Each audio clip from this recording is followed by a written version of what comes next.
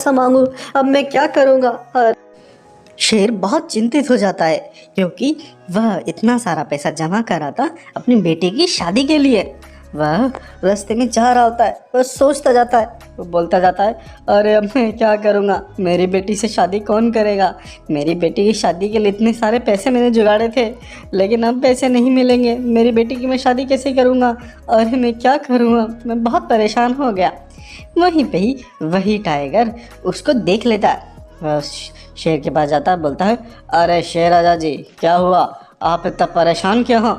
तब वह शेर बोलता है, अरे मैं तेरे को क्या बताऊं भाई, वह जो दुकान थी जिस पे मैं काम करता था वो जल गई और उस सेठ ने मुझे अभी एक पैसा नहीं दिया था।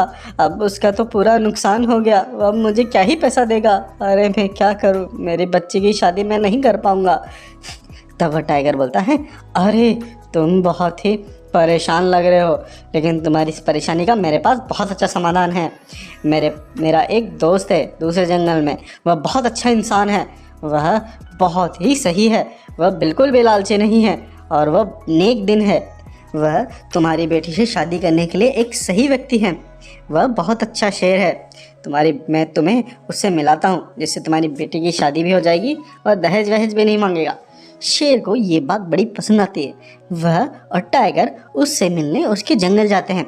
जब वह उससे मिलते हैं तो वह जो शेर होता है वह बड़ा ही अपने आप को बड़ा अच्छा दिखाता है और शेर राजा जी उसको देख के बड़ा ही खुश होते हैं। वो बोलते हैं, अरे आप इतने अच्छे हैं, मुझे बहुत अच्छा लगा, मेरी बेटी से अगर आप शादी करेंगे तो मेरी बेटी के तो भाग ही खुल जाएंगे। तब वह शेर बोलता है, अरे शेर राजा जी, आप बहुत अच्छे इंसान हैं, मैंने सुना है टाइगर जी ने मुझे बताया था, आपके साथ रिश्ता जोड़ के तो ये तो मेरा सौभाग्य होगा। इस तरह से शादी की बात पक्की हो जाती है। वहीं पे जब शेरनी के पास जाता है, ये बात बताता है, तो शेरनी भी बड़ा ही खुश होती है और उसकी बेटी भी ये सुन के बड़ा ही खुश होती है क्योंकि उसे एक अच्छा शेर मिलने वाला था जो कि उसके पिता ने पसंद किया था। तो वह भी बड़ी खुश होती है। फिर कुछ दिनों के बाद जंगल में शादी की तैयारियां शुरू होती हैं और दूसरे जंगल से जब वह शेर आता है तब सारे इस जंगल के जानवर उसका बड़ा स्वागत करते हैं। ढोल बाजे और गराजों के साथ शेर और शेरनी की शादी शुरू होती है। जब दोनों की शादी हो जाती है तब शेर उसे बोलता है, दूसरे शेर को, अरे शेर राजा जी, आपको मैं अपनी बेटी सौंप रहा हूँ, इसको मैंने बड़े प्यार से पाला है, मेरी ज़िंदगी का पूरा मकसद ही इसकी भलाई में था, मैंने इसके लिए जो चाहा जो कर सकता था वो करा, मैंने इसकी शादी के लिए भी इतनी तैयारियाँ करी थी, लेकिन मैं वो उतना नहीं कर पाया क्योंकि मेरा नुकसान हो गया। लेकिन अब आप मेरी इस बच्ची की आप संभाल के रखिएगा, इसका ख्याल रखिएगा।